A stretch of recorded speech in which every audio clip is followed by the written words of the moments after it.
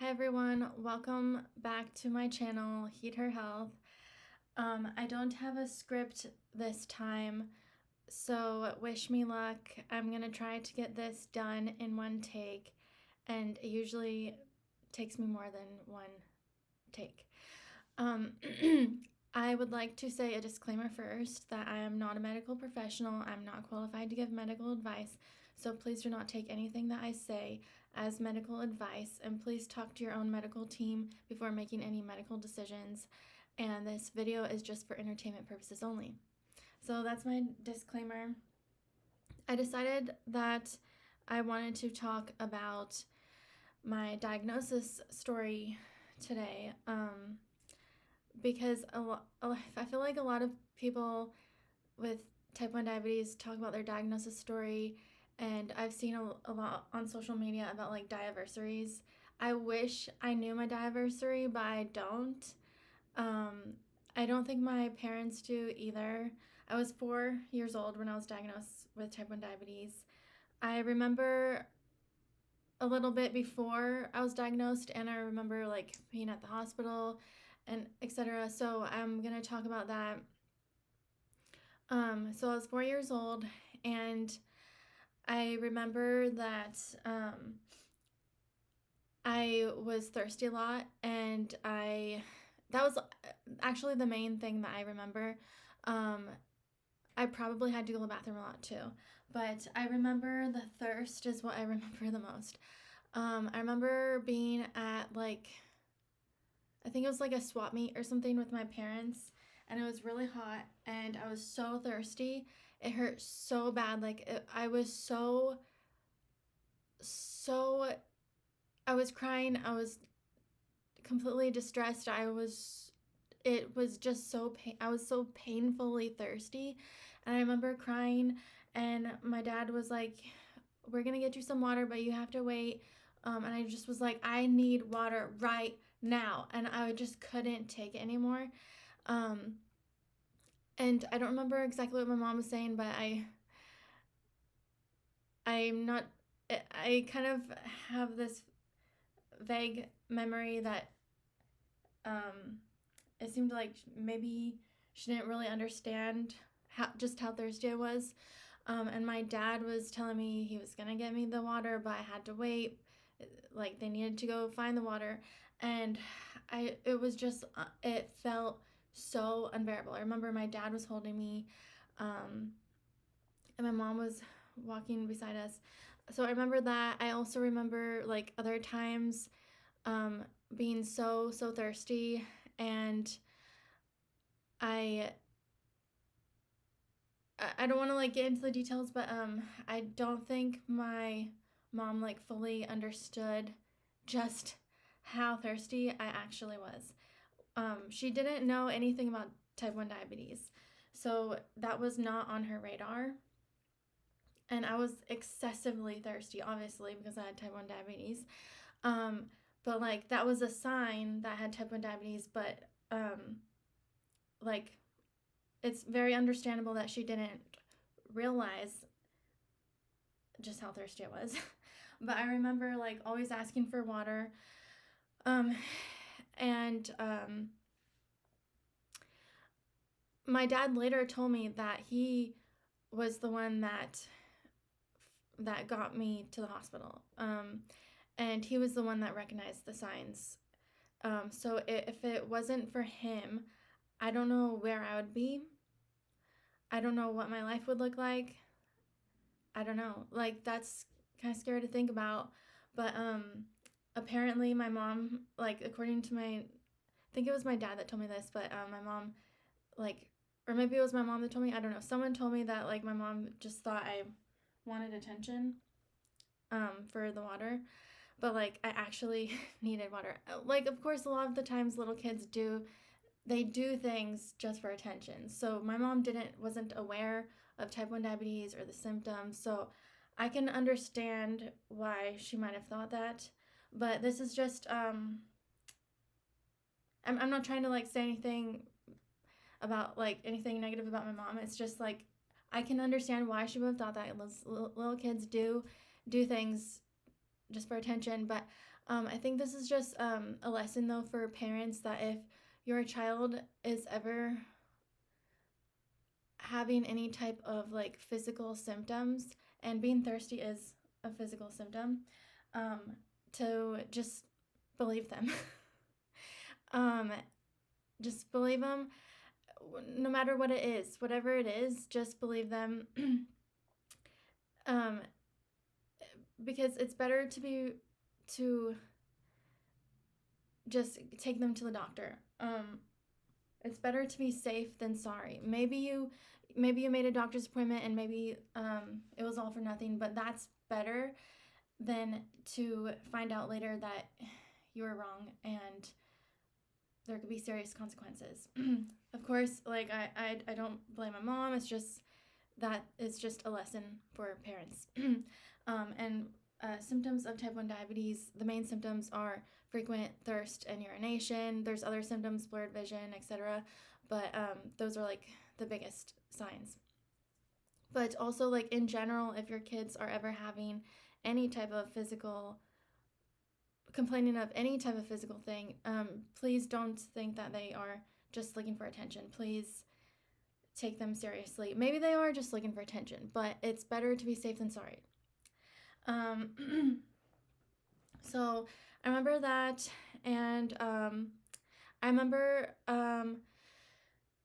being in the hospital, and I remember laying in the bed, and I was 4 years old, and I remember looking through. There was like a glass door, and on the other, or not a glass door, like a glass wall, or that's how I remember it. And looking through the glass and seeing on the other side was a nurse sitting at one side of the table, and then my mom sitting opposite. And I don't know what they were saying because it was like in another room, but I could see through the room, through the glass. And the nurse was talking to my mom, probably teaching her how she was going to take care of me. I also remember laying in the hospital bed, and the nurse asked me who I wanted to give me a shot, my mom or my dad. And I was like, in my little kid brain, I was like, you're asking me what I want, but I don't want these things. So I said, no one. I was like, you're asking me what do I want? I'm saying, no one will give me a shot. None of you are gonna give me a shot. And then the nurse kept asking over and over, who do you want to give you a shot? Your mom or your dad? But in my little kid brain, like I just really didn't understand the question because she was asking me, what do I want? The answer of what I wanted was no shot. Nobody gives me a shot. Not my mom, not my dad. That's the answer. Like, how many times do I have to say it? I don't want a shot. And then my dad put it very plain and simple for me. And he was like, it's not a question. I don't know his exact words, but something along the lines of, it's not a question of whether you're going to get a shot. You will get a shot. One of us is going to give you a shot. You are getting a shot. You're going to get a shot. Your choice is either I can give you a shot or your mom can give you a shot. You get to choose who gives you a shot, but you are getting a shot right now. And then it finally clicked, and I was like, I didn't want a shot, but I was like, okay, I guess if I have to choose. And I remember like crying, and I chose my mom. Yeah, and I also remember like being in the hospital bed, and they kept coming in the room to poke my finger, like, and I was just like, why so many times? Like, why over and over and over and over are you poking my finger? Like, how many times? It doesn't make sense. Isn't, like, you didn't get enough blood the first time? Like, why you every couple hours you keep coming in here checking my sugar? And so like, and it hurt so bad because they were using the most painful needles. I don't understand why. They could have used smaller needles because smaller needles exist, but they chose these like really cumbersome, like single use things. And I remember that it was like big and plastic, and like, ooh, it hurt so bad. Like, look, when we started checking my blood sugar when we got home, like we were using the glucometer, and those needles are way smaller, way gentler. Why did the hospital have to give these like big, painful things, like these painful single use, big, huge plastic looking things? Like, ugh, it was every couple hours. Is so annoying. Um, and I don't remember getting the bear, but they did me like a little bear, and I don't know if my parents still have that bear, but I had that bear. I held that had that bear for a long time. Someone had donated bears to give little kids that were sick. So, and I remember eventually one of the little eyeballs fell off. It was a handmade teddy bear that some really nice person handmade, and I got this teddy bear. So that was pretty cool. And yeah, after that, it was mostly my mom taking care of me, like in charge. Like both my mom and dad took care of me, but um, I feel like my mom was more involved, and she was the one that really like taught me to pay attention to how I felt, because um, I remember laying on the ground one time, and I was just like sprawled out like flat on the ground. And then my mom was like, "Do you feel low?" And I was like, "I don't know." And then she's like, she gave me like a lecture about how it's so important that I start to recognize the feelings of being low, because I need to be able to recognize it and communicate, because otherwise something bad can happen. Um, I could pass out with low blood sugar, like it's really bad. And she was like really, really being like very serious with me, like you have to pay attention. You have to try to think, how are you feeling right now? And so um, I think pretty quickly I learned how to pay attention to my body and how it felt. And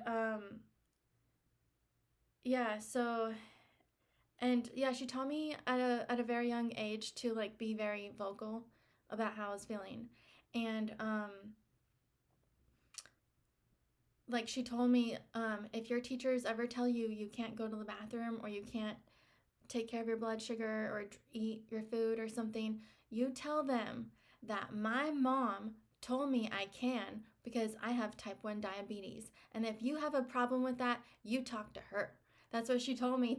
And I remember saying those words to some yard duties who were telling me recess is over, you gotta go back to classroom.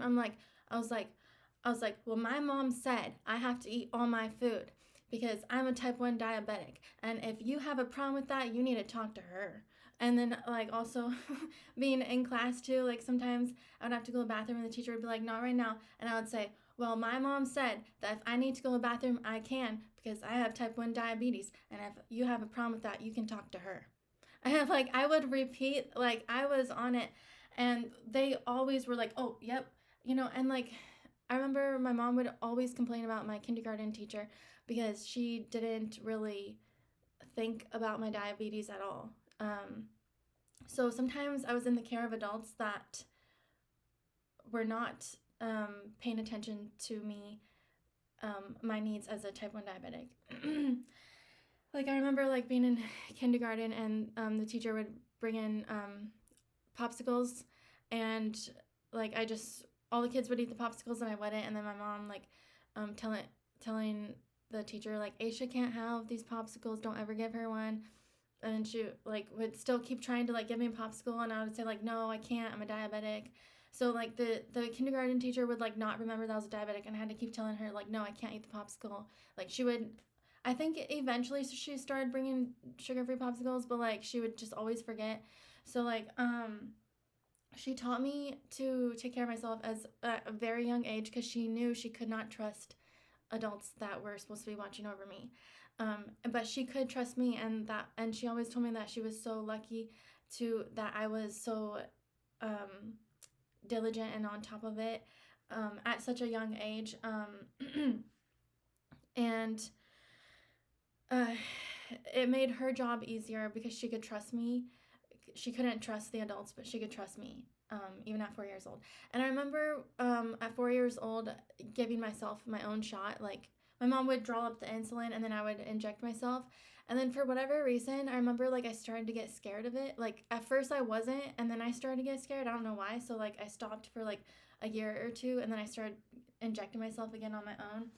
And I remember I was injecting myself regularly on my own by the time I was 7 because I went to a diabetes camp for people with diabetes, and I would give myself shots there. And I could talk more about the diabetes camp in a little bit, but yeah, I just want to say like I'm just so grateful to both of my parents because my dad was the one that paid attention to me to recognize the signs of type 1 diabetes. I'll put some descriptions in. I'll put a description of the signs just so like people are aware in the description of this video. But yeah, so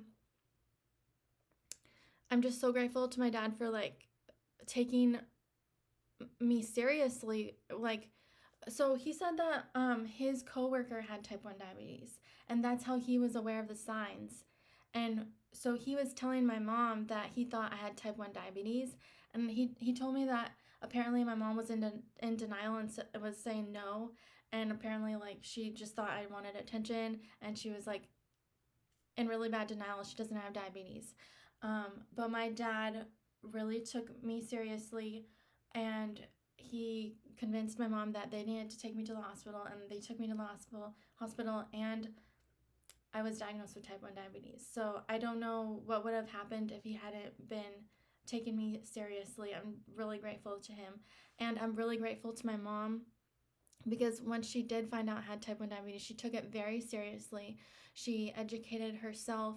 She educated me even at a young age, and taught me to be independent, taught me how to count carbs like at a very young age. I remember being 6 years old and knowing how to count my carbs. I would read the nutrition label even at 6 years old. I had like almost all the foods that I would eat regularly memorized. And I think that's why I was so good at arithmetic at a young age, because I had to count the carbs. I had to add up these carbs plus these carbs, and I was really really good at arithmetic when I was even at a young age, because I had to be. And so I'm really grateful for that. My mom was the one that was waking up multiple times throughout the middle of the night. She would set her alarm. She would wake up like maybe 3 times every single night, set her alarm. Like she, for years, never got a full night's continuous sleep for years. And then I think I was probably around like, I might have been around like 12 or something when I told her she can stop checking my blood sugar, because I noticed that every time my blood sugar would go low, I would wake up. Like I would get all these symptoms like fast heartbeat, sweaty. Like I could feel the symptoms made me wake up. And not a lot of diabetics, unfortunately, can say that. Unfortunately, a lot of type 1 diabetics have this thing called hypoglycemia unawareness, and they are not able to wake up. But the symptoms are so the opposite of relaxing that I don't have the ability to keep sleeping through it. Cross my fingers. Maybe, I hope that stays true. But I told her she didn't need to keep doing that anymore. So she started checking my blood sugar regularly throughout the middle of the night, I think when I was around 6, because the thing that got her to start checking my blood sugar multiple times during the middle of the night was because she wasn't doing that when I was first diagnosed. I went to Legoland with my best friend, and I was about 6 years old at that time. And I remember there was a maze at Legoland, and we were just running so much. We were running through the maze, like I had so much fun. And my mom trusted me and trusted my friend's mom to this is a good thing, even though ultimately there was a problem later on. But it was a good thing because she trusted me at this young age, and I'm really grateful to her for that, because she let me live my life, right? So I got to go to Legoland, and she knew that I knew how to take care of myself. Um, I think I was 6. I think I was 6. I might have been 7. No, it was first grade because I remember I had the band when I was in first grade. So I must have been like 6 years old. I could have been 7, but I think I was 6. Um, so I yeah, I just remember running so much that day. And so obviously exercise increases insulin sensitivity. What happens when you become more insulin sensitive? You need to reduce your insulin. And if you don't, you get low blood sugar. So that night, the friend's mom, she dropped me off. So unfortunately, fortunately or unfortunately, whatever, but exercise will make you more insulin sensitive, like hours and hours, even hours and hours after. So it was in the middle of the night that my blood sugar dropped really low. And I remember waking up and I saw spaceships. And I was starting to get scared. So I yelled for my mom. I was like, Mom, in the middle of the night. And then after, I remember the first thing that happened was I saw the spaceships in my vision. And then I noticed there was a hand in my bed, and my mom would always tell me like these stories of like stranger danger and like kidnappers, and I've always loved scary movies. Even I remember since I was like 3 or 4, I remember trying to peek over the couch to watch the scary movie, and then my mom put her hands over my eyes like you can't watch it, but I always wanted to watch. I was always drawn. I love horror movies. Even since I was like 3 or 4, I always have been drawn to it. But so what was my point? Oh my gosh, now I'm losing my train of thought. Oh my gosh. Yeah. Oh, so I was in bed, and I was like, oh my gosh, there's a hand, and my first thought was stranger in my bed. Like there's a stranger, because I was like, whose hand is this? And I was touching my own hand because half my body went numb because my blood sugar was so low that half my body was numb. I couldn't feel it. I was half my body was paralyzed. I couldn't feel it. And I was like, I was freaking out. I thought a person was in my bed gonna kidnap me or something. And I started I think at that point my mom, I don't know what, I started screaming, but I don't know if I was screaming before or after the hand thing. But at some point I was screaming. I remember I was screaming like after the spaceships. But anyways, she came in my room, and then she was about to check my blood sugar, and she she checked it, or I don't know if it was before. At some point, she told me to get up. Oh, I think she checked my blood sugar. It was like really low, and she's freaking out. And she told me to get, I was on the top bunk. My younger sister was on the bottom bunk, and she told me to sit up so I could drink the juice. I think it was to drink the juice. But at some point, she told me to sit up, and I couldn't. I was like this. I was trying to get up, but you can't get up when half your body is numb. So I was trying to move half my body, and I couldn't pull myself up. And she's like, you can't get up, and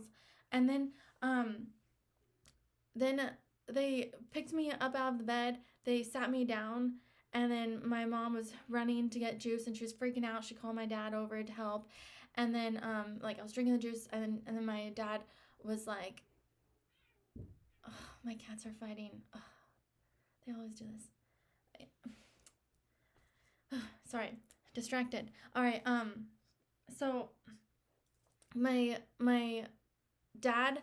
So I was sitting, and then my dad was doing a science experiment on me or something, not a real science experiment, but he was I don't know, he was being a scientist or something. But anyways, he put a coin on my leg, and then he was telling me to, because he was trying to figure out what's going on with my body. He put a coin on my one leg. My cats, I can hear them fighting. I better wrap up this video soon. So he told me to put the coin move the coin with my right hand. Take my right hand, move it to my left, and then I did it. And then he said, now pick up the coin and put it on your right leg. And I couldn't do it because that side, I think it was my left side, that side wasn't able to move. So he knew I'm definitely half my body is not working right now at that time. And then my mom I remember being so frustrated with my mom because I thought she was insinuating that I was stupid or something, because I didn't understand like what my mom's thought process was. I was just a little kid. So I was like getting offended because she was like, "What are your sister's names?" And I could, at that point, I could not communicate. The signals from my brain, I had the thoughts in my head, but the signals were not getting sent to my brain, or the signals from my brain were not being sent to my mouth muscles to be able to speak. So, like, she would ask a question and I would answer her in my head, but I couldn't say it with my mouth. Um, and and then she's like, "Oh my gosh, they." I don't know. Maybe I should cut that out. I didn't say the full name. My dad's, whatever. She was like telling my dad, um, should I? Oh my gosh, do I need to redo this video? I don't know, but she was like telling my dad like, "Oh my gosh, um, she doesn't know her sister's names. She doesn't know." And in my little kid head, I was like, "I'm not stupid. I know." But like my mom was just trying to see like how bad my blood sugar was affecting me, and she didn't understand um what was happening, so she was just trying to figure it out. But like in my little kid head, I was like super offended that she thought that I didn't know my sister's names. Like, I'm not stupid. But obviously like she didn't think I was stupid. Um but that's like kind of what happened. So yeah, but I'm gonna wrap this video up pretty soon, but I think I just want to say like a lot of people when I don't know if you can hear my cats. A lot of people when they talk about their diagnosis story, they talk about the emotional impact on them of like how they felt like maybe their life was over once they were diagnosed, they had to change their eating habits. Like that part of the diagnosis story, I feel like I just don't have it because I don't remember what my life was like in terms of like eating whatever I wanted before. So, um, in that regard, I didn't feel affected by like the change in my diet or anything. Well, actually, like I said in my other story, I was affected by the fact that my mom wasn't feeding me enough. So I remember being hungry, like and by the way, like if you don't have the context, my mom did not try to not feed me enough. She got some bad medical advice from a family member, so she was underfeeding me, but it was on accident. She didn't know. She thought she was helping me, but anyways, I don't want to go down that road right now in this video. But later on, my doctor explained to her I could eat more, and she started feeding me more. But so my point is that I do remember being hungry because like I remember like looking out in the garage because my mom gave me half of a piece of toast, not even a full piece of toast, half of a piece with a little bit of jelly, and said that's all I can eat for my meal. And I ate that and I was still hungry, and I was like, "Can I have more food?" And she said no. And I remember other times like being hungry, and then she would give me a little bit of sunflower seeds, but for a snack, but it wasn't enough. And like, I remember trying to fill my stomach with ice. Like I would go to the ice machine and just eat the ice to try to fill my stomach. It sounds really bad, but like my mom was actually trying to help me because she just got really bad medical advice. That's a lesson. Don't confuse type 1 and type 2 diabetes. Just throwing that out there. But anyways, yeah, I don't have, other than like I don't really remember what it was like to like I remember like not getting enough food, but I don't remember that much about like what I was eating before I got diagnosed. Um so I guess it kind of had an emotional impact, but my brain wasn't able to like process. Like I never really thought to myself like, "Oh, I miss not being a diabetic." Like I don't ever remember saying in my head, "I miss not being a diabetic." So it wasn't like, "Oh, my life is changing now." When I got diagnosed, I don't think I fully understood that my life was changing. I understood that I was gonna have to take shots every day for the rest of my life, but I don't know if I understood what that meant. Because like I knew my dad was telling me I'm gonna have to do this every day, but like I didn't wasn't really thinking about my future at 4 years old, so I didn't have like the emotional impact as much. Um, I remember like in my other video, I remember I told I said in my other video about how like I remembered my mom crying, and so like that I was worried about my mom because it was affecting her emotionally and stuff. But um, like I don't know. I mean, I remember my mom telling me things like you have to pay attention to how you feel. Um, but I don't remember being like emotionally upset. I just remember being frustrated that I was hungry a lot, but I don't remember thinking about my life before. I don't. What I'm trying to say, in so many words, is that I was not comparing my life before to what it was at that moment. I was just thinking about what it was at that moment. I wasn't thinking what was it like before versus what it was like after I was diagnosed. I was just thinking moment to moment, day to day, because I was only 4. So that's what I'm trying to say. Like I was impacted emotionally, but I didn't have that kind of like depression that maybe some kids go through when they're older and they're diagnosed. So, anyways, that's all I'm trying to say. I hope I didn't like. I might have to edit some things out depending on what I said. But anyways, it was one take, and I'm gonna stop talking. Wow, 30 minutes. So I'm definitely gonna have to cut out some things. So, thank you so much for listening to my story, and I hope this helps people recognize the symptoms of type 1 diabetes if they see the symptoms in their kids or in themselves. And I hope you found my video useful and enjoyable. So, thank you. That's it. Bye.